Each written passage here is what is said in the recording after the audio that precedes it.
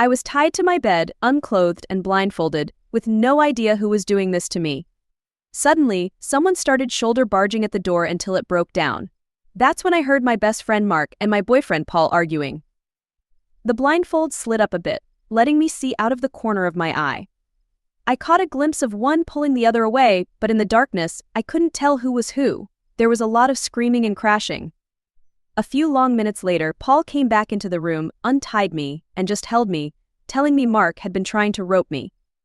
I wanted to file a police report, but Paul convinced me not to, since he had gotten there in time and there was no intercourse.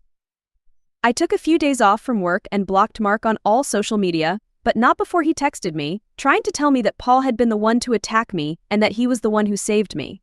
I didn't believe him because it had been Paul who came in and untied me. If Paul had been trying to hurt me, why would he then untie me? Plus, we were dating, and it just didn't make any sense to me, so I thought Mark had just snapped. I ended up quitting my job before my time off ended because I had been looking at career advancement opportunities and decided it was a sign to move on and try to run away from it all. Paul and I kept dating for about 6 months after that, until I caught him cheating on me with a colleague. Maybe this should have been a red flag, but I had been trying to distance myself from what had happened. Life went on. I got comfortable in my new job, stayed away from getting too friendly with anyone from work, and never had a close guy friend again. Occasionally I'd see Mark around town. This all happened 5 long years ago, and while the trauma left an impact, I thought I was mostly over it. That was until I got a notification that Paul had messaged me. I thought it was odd since I had blocked him, but curiosity got the best of me. I opened the message and went into shock. My whole life felt like a lie. According to Paul's message, he is an alcoholic and has been for years, even back when we first started dating. He admitted to always drinking or looking for an excuse to drink. He got fired from his job for showing up drunk and assaulting the receptionist. As part of his court-mandated AA program, he was trying to make amends with anyone he had wronged because of his drinking. Paul confessed that Mark never tried to rope me, it was him. He had been jealous of my friendship with Mark and saw an opportunity to get him out of the picture, knowing how gullible I was.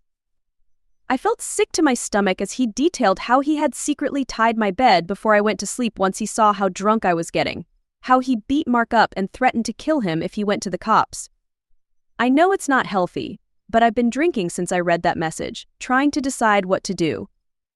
I know I need to call my therapist to talk about all this, but my mind keeps going back to Mark and how betrayed he must have felt. I unblocked him on social media. He had never blocked me, so his profiles popped up quickly. I've been trying to decide if I should message him. My therapist insisted I at least write him something, whether it be a letter or a message on Facebook. She pointed out that while he knew he was innocent, the thought of someone believing him capable of something so monstrous could have weighed on him all this time. Even if his reception of my message wasn't ideal, he deserved the closure this new information could provide. It took a few days of writing and rewriting in my notepad, but I finally sent him a message. Hi Mark. Hello? Mark? This is a bit out of the blue, and I really don't know how to start this, so I'm just going to put it out there. I'm sorry for not listening to you. Paul messaged me last week and revealed everything, and I'm just so sorry. This isn't easy to write, and you deserve so much more than just an apology so long after the fact. I know now that Paul manipulated and controlled the situation, and I regret not believing you. I hope you can find it in your heart to understand and maybe even forgive me. I truly am sorry for everything. I realized that Paul also mentioned he had been diagnosed with antisocial personality disorder, essentially a professional psychopath. This explained so much of his behavior, his manipulation, and controlling tendencies that I hadn't touched on much but definitely occurred throughout our relationship. He isolated me not only from Mark but also from close girlfriends, and only now am I realizing how many quality relationships in my life were ruined because of him. After this realization, I did a lot of reflecting and thought about everything Paul did to me, including the roping incident. It took a lot of strength, but I decided to file a police report. Even if not for myself, if this report can prevent him from taking advantage of someone else, it is worth it. I spoke with my therapist at length. She was shocked, but extremely helpful in processing everything. She looked up the statute of limitations for sex crimes in our state and found there were none. Although she warned me my report might just be added to a pile of other charges against Paul, it was still important to file it.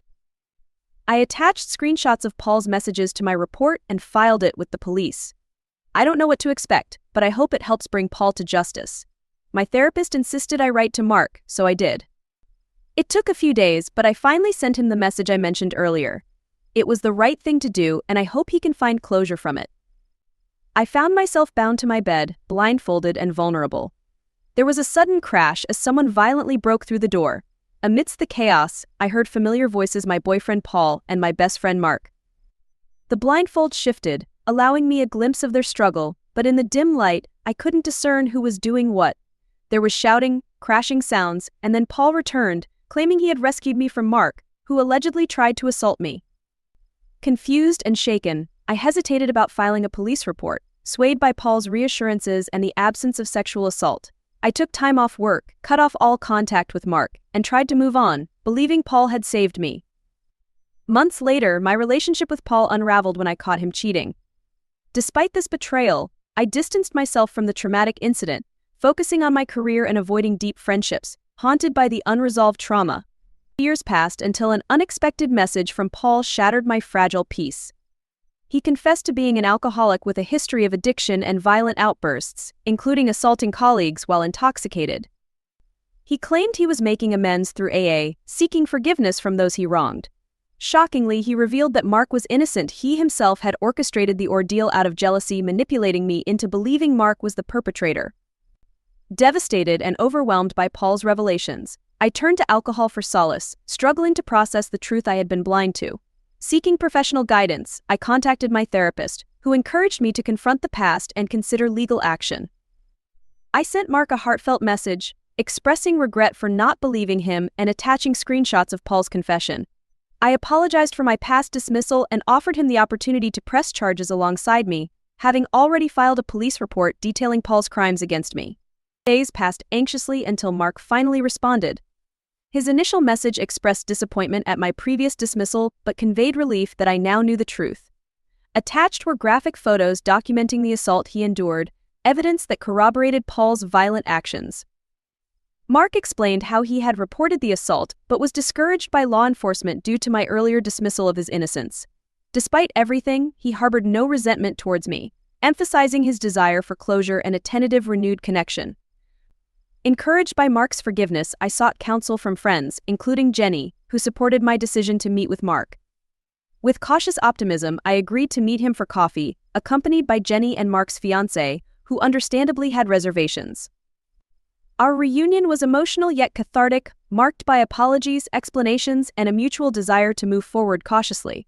Mark had found stability with his fiancée and continued to work at our old company in a creative role.